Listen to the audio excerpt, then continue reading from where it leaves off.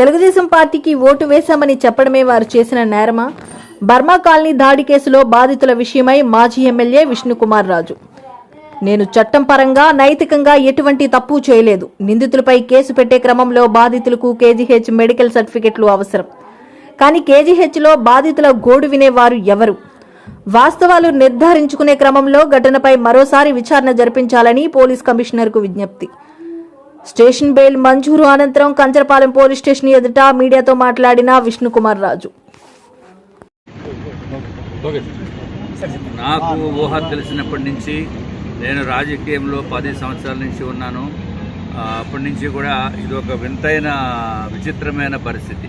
ఎవరైతే బాధితులు వచ్చారో బాధితులు గోడు విన్నాక వారికి అన్యాయం జరిగిందేమో అనే ఉద్దేశంతో పోలీస్ యంత్రాంగం వారు తగిన చర్యలు తీసుకోవాలి అని చెప్పి మేము ప్రెస్ మీట్ పెడితే ఆ బాధితులతో పాటు వారు కూడా ఉన్నారు. అప్పుడు ప్రెస్ మీట్ పెడితే మాకు 41 ఇయర్ నోటీస్ ఇచ్చి రకరకాల సెక్షన్లు పెట్టి మా పైన ఈ విధంగా అరెస్ట్ చేసి మళ్ళీ ఇప్పుడు బెయిల్ పైన స్టేషన్ బెయిల్ మీద బయటికి రావడం జరిగింది. అంటే వాక్ స్వాతంత్ర్యం ఉందా లేదా, లేకపోతే చట్టాలని మార్చవలసిన అవసరం ఉందా లేదా అనేది ఒకసారి మళ్ళీ రివ్యూ చేసుకోవాల్సిన పరిస్థితి తీసుకుని వచ్చారు. సరే, ప్రెస్ వాళ్ళు కూడా రాశారు, వాళ్ళకి పైన కూడా ఈ నోటీసులు ఇచ్చినట్టుగా తెలిసింది. అంటే రాజద్రోహం తప్ప మిగిలినవన్నీ చేసినట్టుగా నాకైతే ఈ సెక్షన్లో నాకు అంత లీగల్ నాలెడ్జ్ లేదు. మా వాళ్ళు చెప్పిన దాని ప్రకారం మాకేమన్నా రాజకీయ లబ్ధి ఉందా దీంట్లో? ఎలక్షన్స్ అయిపోయాక వాళ్ళకి న్యాయం చేయాలి అని చెప్పి మేము వాళ్ళని పోలీసు వారికి విన్నపం చేద్దామనే ఉద్దేశంతో ప్రెస్ మీట్ పెడితే మా పైన కేసులు పెడితే రేపొద్దుట అసలు ఎవరైనా ప్రెస్ మీట్లు పెడతారా? పోనీ ఎవరైనా కంప్లైంట్ ఇచ్చారా? కంప్లైంట్ కాదు, సుమోటో కేసు. మరి సుమోటో కేసు పెట్టినప్పుడు నా పైన నేను ఏమి తప్పు చేశానని సుమోటో కేసు ప్రెస్ మీట్ పెట్టడమే తప్ప? అంటే అన్యాయానికి గురయ్యి రక్తాలు కారుతూ ఉరికి కట్లతోటి తీవ్రమైన గాయాలతోటి వాళ్ళ ఇళ్లకి కూడా వెళ్లకుండా 4 కుటుంబ సభ్యులు మా దగ్గరికి వచ్చినప్పుడు నేను ఆదరించవలసిన అవసరం ఉందా లేదా? మేము స్పందించవలసిన బాధ్యత ప్రజాప్రతినిధిగా ఉందా లేదా?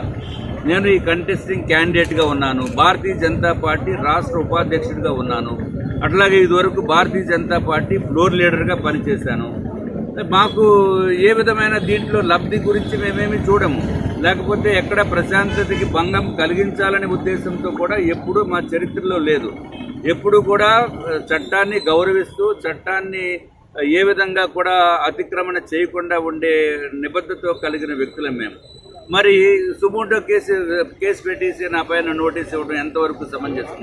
సరే, పోలీసు వారు చేశారు. ఇదే నియోజకవర్గంలో ఇదివరకు వైఎస్ఆర్సీపీ నేత కేకే రాజు గారు మరి చంద్రబాబు నాయుడు గారిని ఎయిర్పోర్ట్ నుంచి బయటికి రాకుండా అడ్డుకుని పోలీసులను కూడా తోసేసి మరి ఆయన చంద్రబాబు నాయుడు గారి పైన కోడిగుడ్లు, టమాటాలు, వాటర్ బాటిల్స్, చెప్పులు ఇసిరి నానా బూతులు మాట్లాడిన వ్యక్తి పైన సుమోటో కేసు గుర్తురాదా మీకు?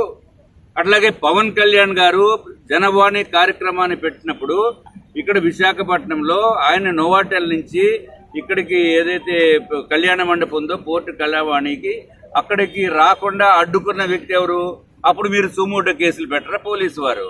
అంటే మనుషులకి ఒక రకమైన ట్రీట్మెంట్ రకరకాలుగా ఉంది. ఇది వాక్ స్వాతంత్రం లేనటువంటి విధంగా విశాఖపట్నంలో కొత్త విధానానికి తెరతీశారు. వాక్ స్వాతంత్రం లేదు అని చెప్పడానికి ఇది ఒక నిదర్శనము. రేపొద్దుట ఎవరైనా బాధితుల గురించి ప్రెస్ మీట్లు పెట్టే పరిస్థితి ఉందా? ఎవరైనా పత్రికా విలేకరులు రాసే పరిస్థితి ఉందా? రేపొద్దుట మీరు రాసిన మీ పైన కూడా కేసులు పెడతారు, మిమ్మల్ని కూడా అరెస్ట్ చేసే పరిస్థితి వస్తుంది.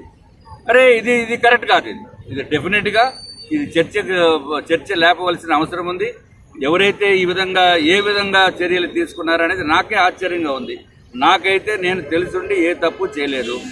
లీగల్గా కానీ లేకపోతే మోరల్గా కానీ నేను ఎవరిని కించపరుద్దామనే ఉద్దేశంతో కానీ ఎక్కడ విద్వేషాలు రేగాలనే ఉద్దేశంతో కానీ నేను ఏ ప్రెస్ మీట్లు పెట్టలేదు. నేను ఎవరైతే బాధితులు ఉన్నారో వాళ్ళు ఇప్పటికీ కూడా వాళ్ళ ఇళ్ళకి పోలా. ఇప్పటికీ కూడా పోలీసు వ్యవస్థ వాళ్ళ ఇంట్లో ఉన్న రక్తపు మరకల్ని కూడా ఫోటోలు తీయలేదు. ఇప్పుడు వారు కలెక్టర్ గారు ఆఫీస్కి వెళ్ళటం జరిగింది. అక్కడి నుంచి పోలీస్ వ్యవస్థను అడిగితే మీరు వూండ్ సర్టిఫికేట్ తీసుకురావాలి కేజీహెచ్ నుంచి అంటారు. కేజీహెచ్కి వెళ్తే వీళ్ళు పట్టించుకునే దిక్కే ఎవరు?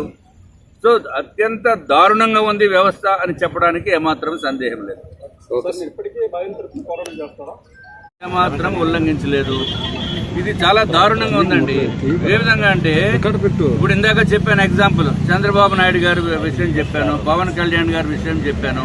వాళ్ళు ఈ విధమైన రౌడీజం చేస్తున్నారు. ఈ కేకే రాజు గారు నా పైన కంటెస్ట్ చేసిన వ్యక్తి అని చెప్పి నేను ఇదివరకు ఎలక్షన్ టైంలో మాట్లాడటం జరిగిన మాట వాస్తవం.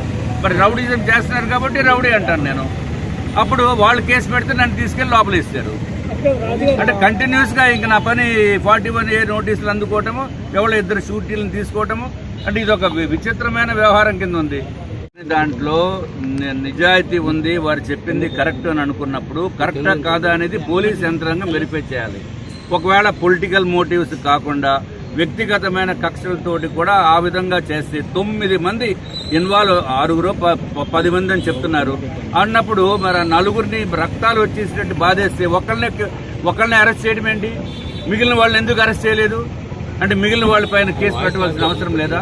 అంటే 4 బాధితులు ఉంటే ఒకళ్ళని విచారణ చేసి అది కూడా కేజీహెచ్లో తెల్లవారుజాము 4:30 వాళ్ళు ఇచ్చిన స్టేట్మెంట్ ప్రకారం ఎఫ్ఐఆర్ పెట్టి మరి మిగిలిన వాళ్ళని ఎందుకు ఎంక్వైరీ చేయలేదు? వాళ్ళు కూడా ఎంక్వైరీ చేయాలి కదా. వాళ్ళకి పూర్తి న్యాయం చేయాలి. వాళ్ళేమి మా కార్యకర్తలు కాదు, మీరు గుర్తుంచుకోండి. వాళ్ళు చేసిన పొరపాటు ఏంటంటే మేము తెలుగుదేశం పార్టీకి ఓటు వేసామని చెప్పి వాళ్ళు బయటికి వచ్చి చెప్పిన వల్లనే వాళ్ళకి ఈరోజు ఈ విధమైన ఇబ్బందులు పడుతున్నారని చెప్పి తెలియజేస్తున్నారు.